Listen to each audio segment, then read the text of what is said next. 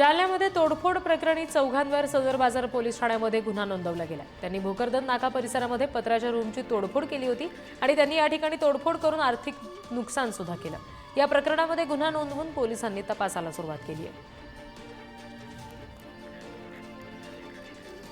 वर्ध्यामध्ये सेवाग्राम परिसरातून मोटरसायकल चोरणाऱ्या दोघांना पोलिसांनी अटक केली। कारवाईमध्ये पोलिसांनी चोरट्यांकडून 4 दुचाकी जप्त केल्या।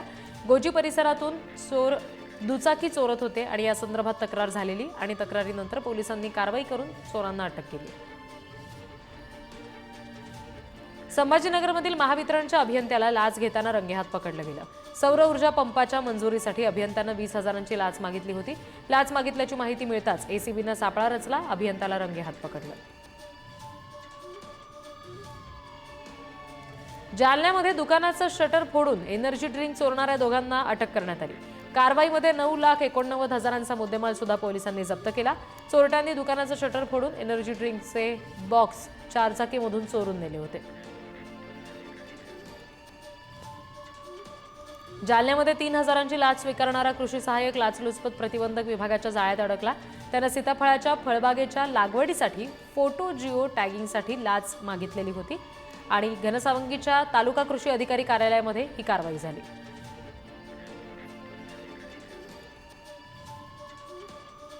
अकोल्यामध्ये दुचाकी चोराला अटक करण्यात आली। 7 दुचाकींसह 8 बॅटरी जप्त करण्यात आल्या। कारवाईमध्ये 2,37,000चा मुद्देमाल जप्त केलाय। एका व्यक्तीकडे विना नंबरची दुचाकी असल्याची माहिती पोलिसांना मिळाली होती। त्याच संशयावरून पोलिसांनी ही कारवाई केली।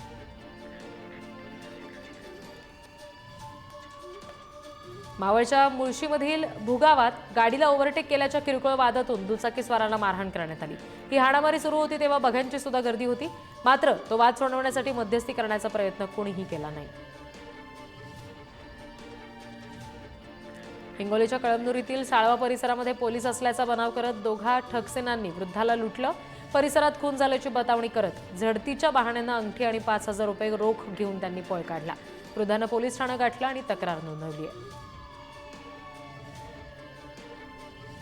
उल्हासनगरात 2 टोळ्यांमध्ये तुंबळ हाणामारीची घटना घडली। या प्रकरणामध्ये साईनाथ हिल लाईन पोलीस ठाण्यामध्ये परस्पर विरोधी गुन्हे नोंदवण्यात आले। या हाणामारीच्या वेळी दोन्ही टोळ्यातील गुंडांनी एकमेकांवर धारदार शस्त्रानं हल्ले केलेत। जुन्या वादातून हाणामारी झाल्याचं समजतंय। अमरावतीच्या वरुडमधील बेनोडा शहीदमध्ये प्रॉपर्टीच्या वादातून भावानं बहिणीला चक्क बंदुकीचा धाक दाखवल्याची घटना घडली। भाऊ सेवानिवृत्त आर्मी जवान आहे आणि चक्क रस्त्यावर पोलिसांना देखत बंदूक काढून बहिणीला धमकावलं गेलं। व्हायरल झालेल्या व्हिडिओमध्ये पोलीस सुद्धा दिसतात। यवतमाळच्या पांढरकवडा परिसरामध्ये पोलिसांच्या हातावर तुरी देऊन आरोपी पसार झाला। एका गुन्ह्यामध्ये अटक केल्यानंतर त्याला लॉकअपमध्ये नेताना तो पसार झाल्याची खळबळजनक घटना घडली। आरोपीला उपजिल्हा रुग्णालयातून मेडिकल करून पोलीस ठाण्यामध्ये आणलं होतं आणि त्यानंतर तो पसार झाला।